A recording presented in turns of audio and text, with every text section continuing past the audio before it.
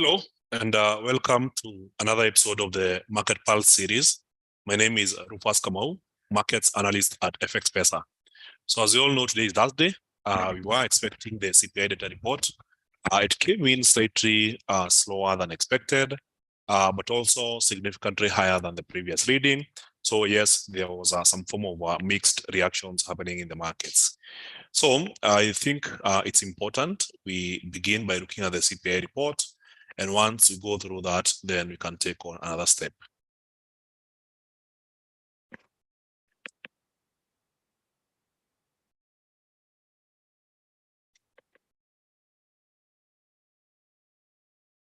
So if you can hear me clearly, can you type hi on the live comment section? And these will confirm that everything is working just fine.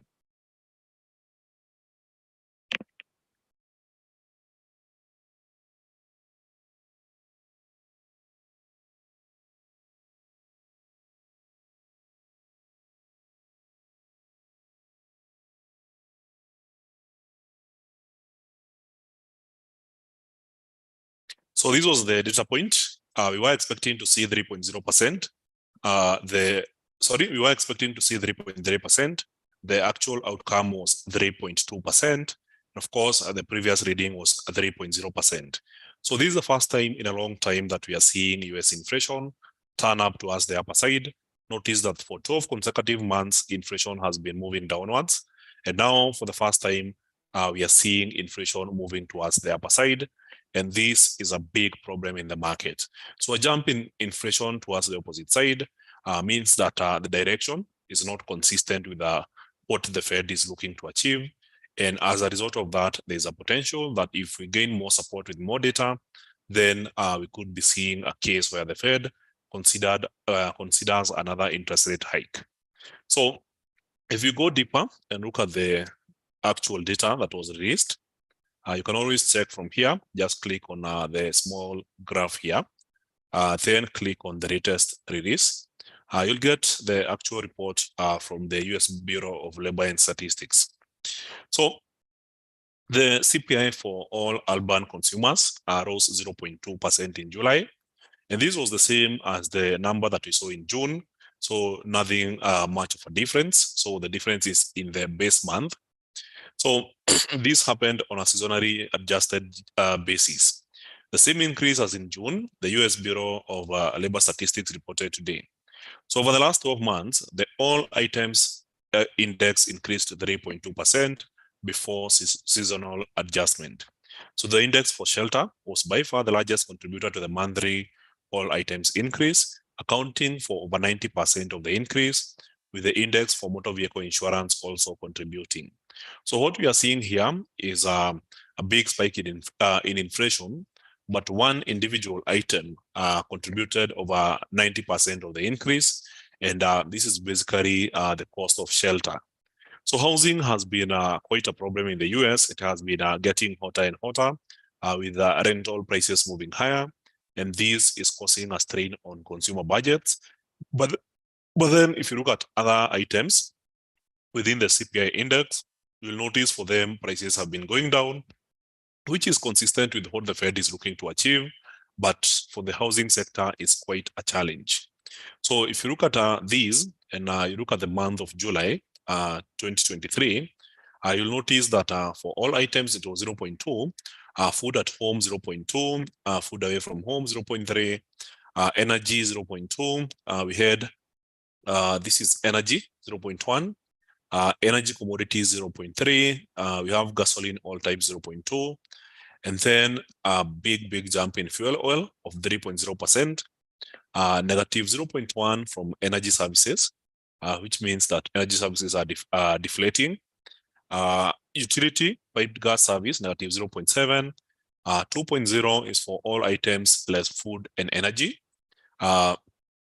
Then you have 0.2 for all food items less energy. New vehicles, negative 0.1. Used cars and trucks, negative 1.3. Apparel 0.0. So we don't have much of a change here.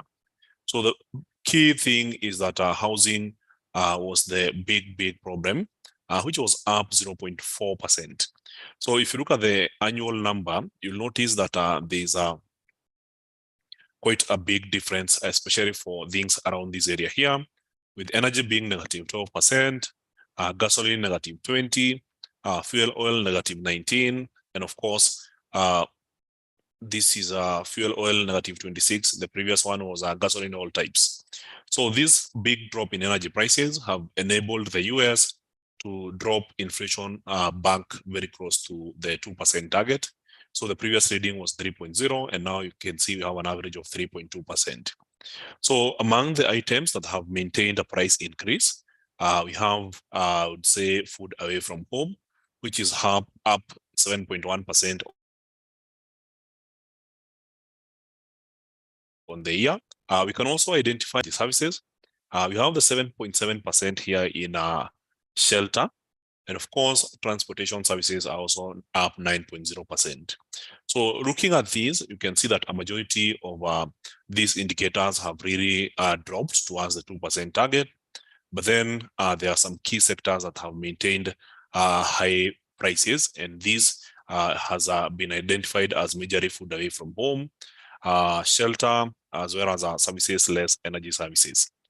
So that being said, going forward, we'll be expecting to see the Fed observe the economy for more data in order to make a more informed decisions on whether to hold interest rates level or whether to go for an interest rate hike. So if you look at the Fed watch tool so far, it hasn't changed much. So just a moment as it loads. I think my internet is a little bit slow today. So after the announcement of the data, this was around 13.5%. And now it has moved further downwards to 9.5% as is priced in by the Fed futures. So in this case, it basically means that futures traders are pricing in a potential possibility that the Fed will hold interest rates level. This is 90.5% probability and 9.5 probability that the Fed will go for a rate hike. So the main reason this is happening is because inflation on the month of July did not spike by a big number. It was 0.2%. And even though we have a spike on the year-over-year number, we can isolate only one sector, which is housing, that is contributing to the overall number, while all other sectors seems to be behaving in a manner that is consistent with what the Fed is looking to achieve. So that being said, it basically means one thing. If inflation is moving according to what the Fed is looking to achieve, then there is this natural expectation that the dollar index may continue weakening. So immediately after the announcement, there was a big spike downwards in the dollar before the dollar reversed, and we have seen all other markets doing a similar thing. So now the market has not broken out yet. It's still within this consolidation, and you might need more fuel to give us a direction in the market. So for the pound USD, you can see there was a big spike upwards. This was the resistance line that we were observing. A very strong rejection, and the market went back downwards, but still within this consolidation in the euro area. For Euro USD, a big spike upwards followed by a rejection, and now the market is moving back downwards. And I think it has been pretty much the same reaction in the markets, save for USD JPY, where yes, there was a big spike, but now there's a continuation on this direction, and well on course to get to the target of 145. So for USD trading against the Canadian dollar, there was a big spike down and then up, and then the market kind of played around this area for a while before this evening breaking towards the upper side. And now it seems to have a direction for USD CAD, and we could be expecting to see some further upside with the dollar gaining against the Canadian dollar. So as for gold, we had a big spike upwards, followed by another big spike downwards. We got to this trend line and the market bounced, and now it doesn't seem as if we have much volatility. So a big spike up, a big spike downwards, and then up, still within the same trading pattern, which is this bearish channel. So it doesn't mean that we have a big burst of momentum in the markets. So it basically shows that the markets are basically normalizing the report or basically pricing it in. So same case for USD, a big break upwards and the market goes right back into the pattern. And then we had indices very volatile this afternoon after we saw the US Tech 100 or the NASDAQ 100 jumping all the way up and then pulling back downwards, basically erasing all the gains. Same thing with the Dow Jones making a big break and then returning all the way back to the beginning. And for the S&P 500, it's the same story. Market jumps all the way up, goes back down, and now you're back to the same pattern. So UK oil seems to be behaving quite well, moving consistently towards the lower trend line since it explored a higher high, failed to move higher, and now it's moving way back towards the lower trend line. And this is quite consistent with our analysis earlier this morning. So French 40 index is pulling back downwards after making some impressive rally earlier in the day. So we could be seeing some further downside happening in this. And I think it's consistent for other European equity indices, making a big jump upwards. And now towards the end of the day, we are seeing these charts erasing the gains. So as for Bitcoin, you can see there was a big jump upwards and then back downwards, basically showing a very consistent trend with the other assets in the markets. So New Zealand USD, a big jump upwards and then back downwards. So I think the technical price action patterns remain supreme. They may continue playing out in the markets efficiently until we have another major event influencing the markets. So for now, I think it's important we keep on trading the same patterns we have been trading for the week since none of those patterns have changed.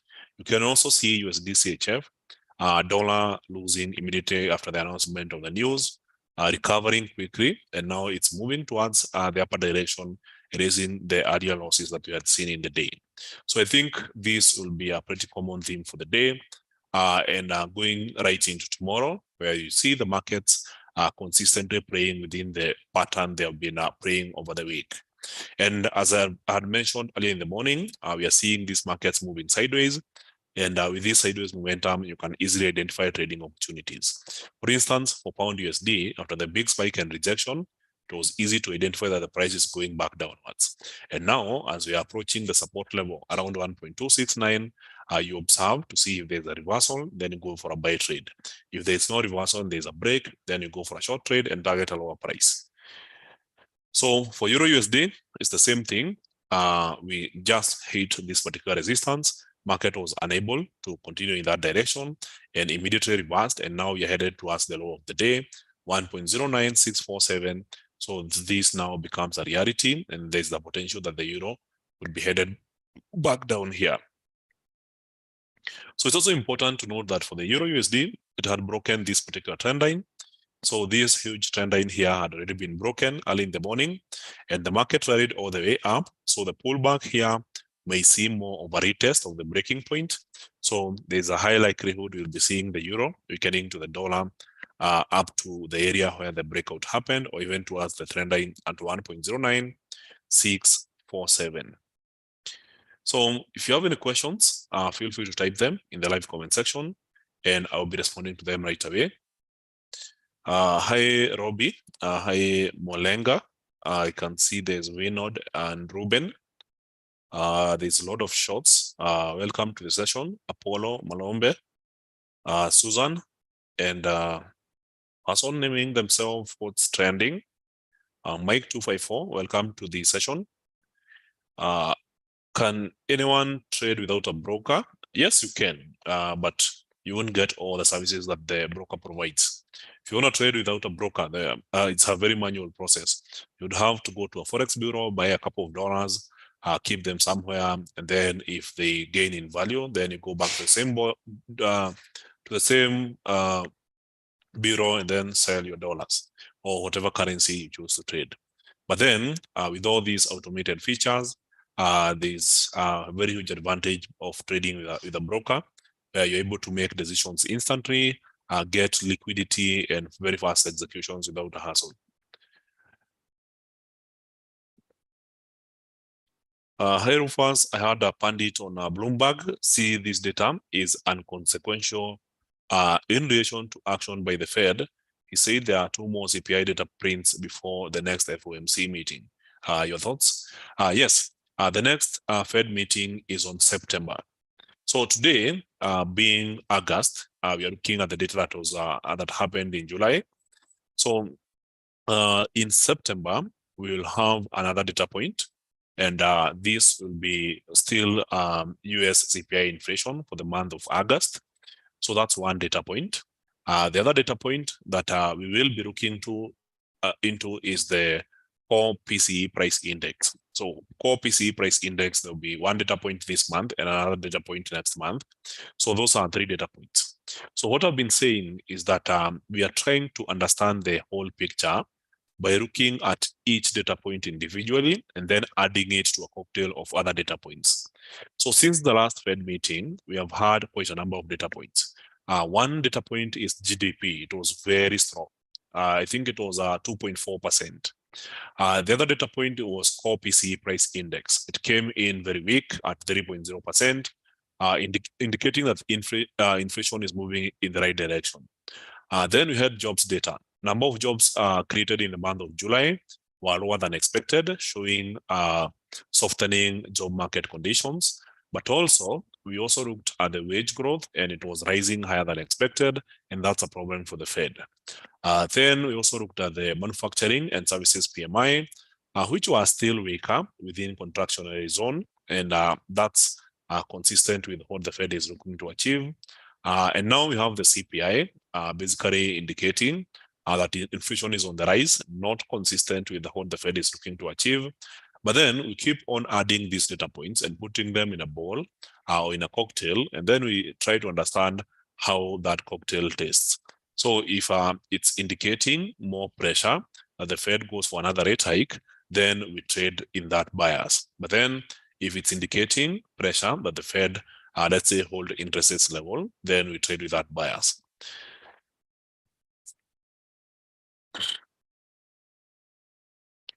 So another good question here, is there a way to trade prop firms account via TradingView? Because most of the brokers being used. TradingView is an analysis platform. It's not majorly, primarily a trading platform. So I keep saying this. You can always do your analysis on TradingView, and then once you identify a trading opportunity, then you execute on another platform. So you don't have to use the same platform for analysis and executing your trades. So that's it for the day. I'm not seeing any other question. So thank you very much, guys. Thank you for your time. Remember to watch the newest podcast. That is Bullish Banter podcast. We have a new episode that aired yesterday. It's very interesting, talking about the earnings season, where we are seeing the top companies headed, some interesting approaches to identify trading opportunities in stocks. And once you go through that, hopefully you get to grab something from that. And of course, we appreciate every response that you can give. So thank you very much, guys. Tomorrow there will be another webinar held by Samson Mzera. It will be at 11 a.m. and that's a continuation of the Market Snapshot series.